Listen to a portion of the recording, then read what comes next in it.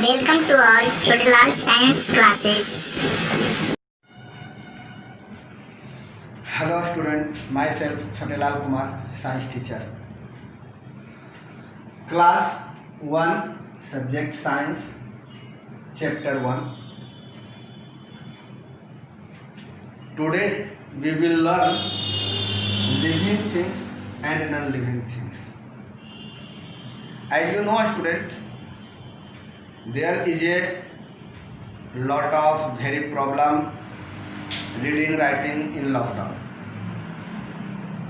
So we are starting online classes. I hope this video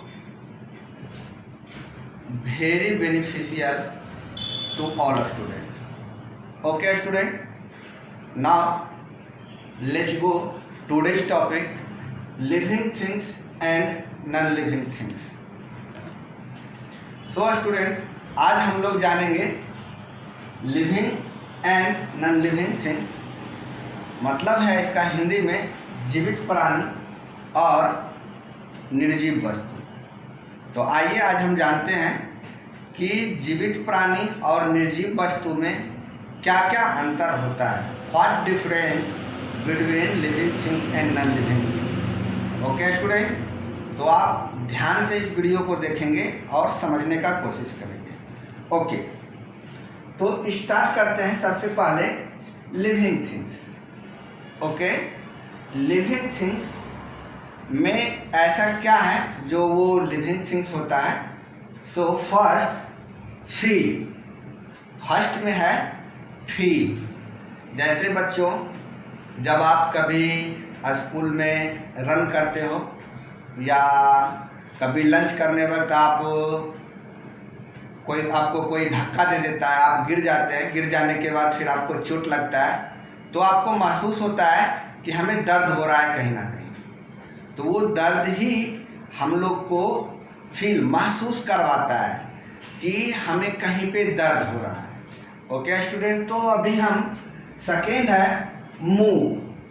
ये move क्या है, जैसे जब लंच टाइम होता है तो lunch time, after lunch time you go to hand wash. Okay student, और जस्ट आफ्टर विथ आप आने के बाद फिर आप अपना लंच करते हैं और फिर से हैंड वॉश करने जाते हैं। तो जो एक जगह से दूसरे जगह पे जाते हैं उसे मूव कहा जाता है, जो कि ऑलरेडी आप लोग डेली लाइफ में करते भी हैं। थर्ड है ब्रेथ। ये तो सामान्य सी बात है, आप लोग जानते ही होंगे। ब्रीथिंग सिस्टम, जैसे कि कोई भी जितने भी लिविंग बीइंग इस पृथ्वी पे हैं सभी को सांस लेने की ज़रूरत होती है। तो स्टूडेंट, आप भी ब्रेथ करते हैं, जितने भी लिविंग बीइंग हैं वो सभी ब्रेथ करते हैं।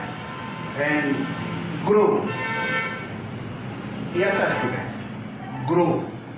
ये ग्रो जो है, जैसे एग्जांपल में समझिए आप कि आप कभी नर्सरी से पढ़ाई करना शुरू किए, नर्सरी पढ़े, LKG पढ़े, UKG पढ़े, 1 पढ़े, 2 पढ़े, इसी तरह से आप बढ़ते जाते हैं। तो वहाँ पे आप ग्रो कर रहे हैं, यानी हर साल आप जो बढ़ रहे हैं, पहले बहुत छोटे से थे, फिर और बड़े हुए, फिर और बड़े हुए। तो इस तरह से जो ग्रो करने की प्रक्रिया है वो भी लिविंग बीइंग में ही पाया जाता है। Okay student, and need food and water. जितने भी लिविंग बीइंग हैं वो सभी को भोजन और पानी की आवश्यकता होती है। सो एग्जाम्पल अभी आप लोग को जस्ट पहले हम बताए थे कि जब आप स्कूल आते हैं तो 4th पीरियड पढ़ने के बाद आपके लिए लंच की घंटी लगती है, आप लोग जाकर के लंच करते हैं। क्यों करते हैं?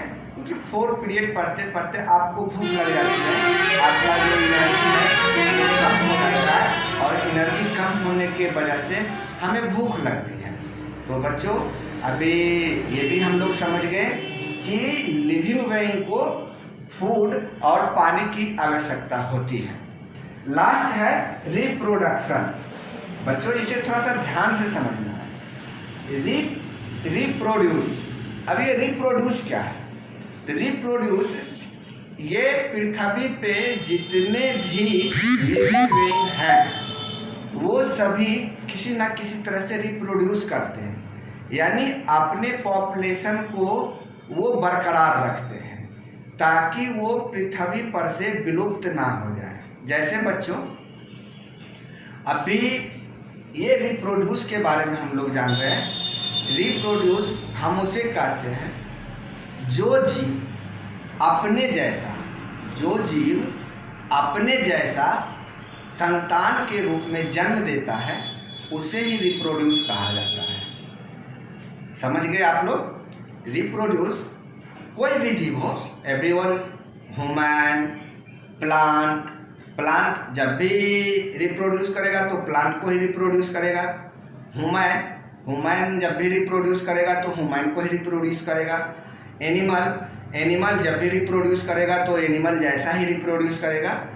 ये इसमें साफ कहना है कि जो जीव हैं वो अपने जैसा ही संतान के रूप में जो जन्म देते हैं उसे रिप्रोड्यूस कहा जाता है। तो बच्चों अभी हम ये लिविंग थिंग्स के बारे में जाने और इनमें क्या क्या लक्षण पाए जाते हैं उसके बारे में भी जाने। सो कुछ और देख लेते हैं कि लिविंग थिंग्स क्या क्या हो सकता है।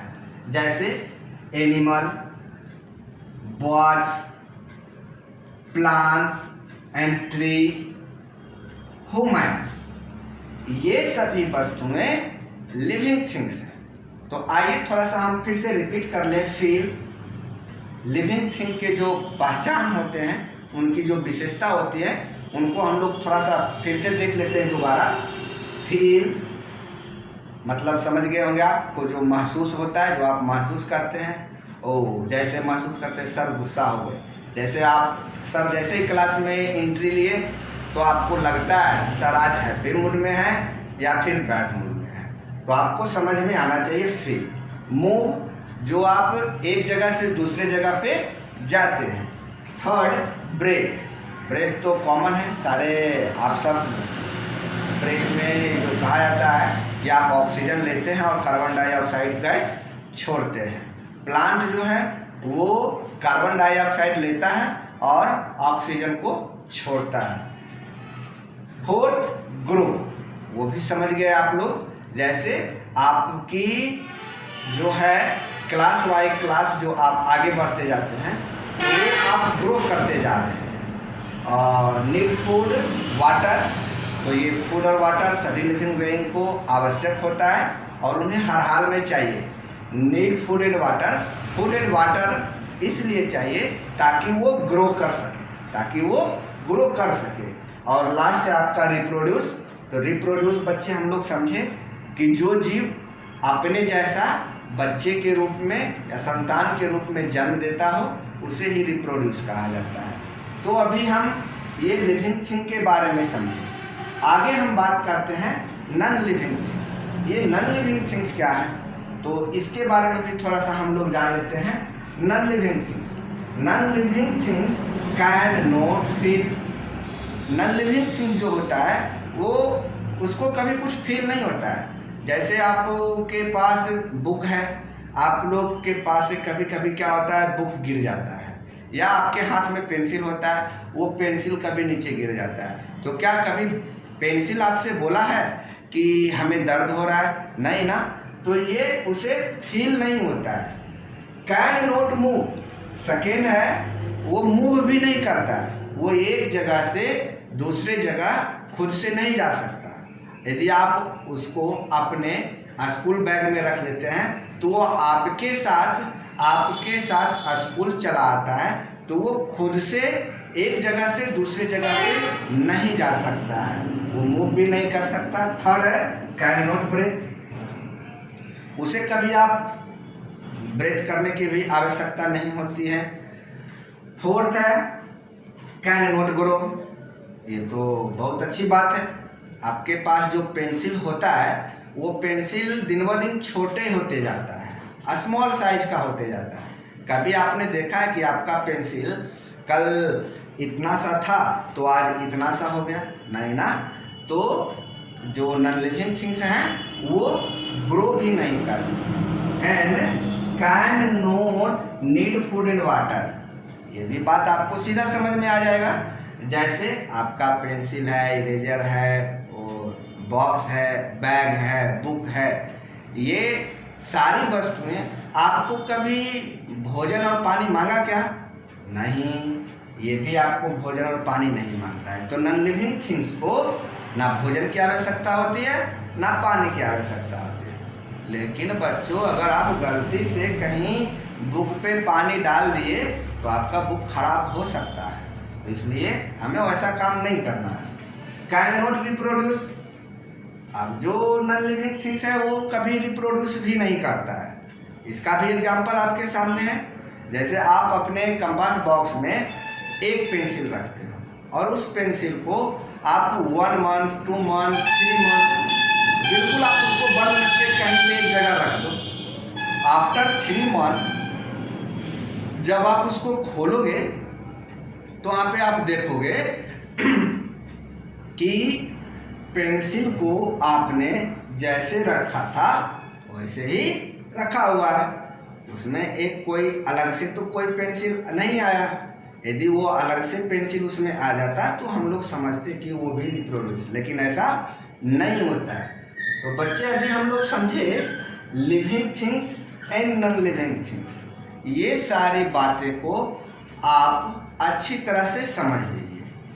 कहीं नॉन लिविंग थिंग्स के बारे में भी आपको डिटेल्स में बता दिया गया और लिविंग थिंग्स के बारे में भी आपको अच्छे तरीके से बता दिया गया है। इसके बाद भी यदि आपको कुछ दिक्कत होता है, प्रॉब्लम होता है, तो आप हमारे पर्सनल व्हाट्सएप नंबर पे शेयर मैसेज कर सकते हैं। ओके बच्चों, थैंक यू।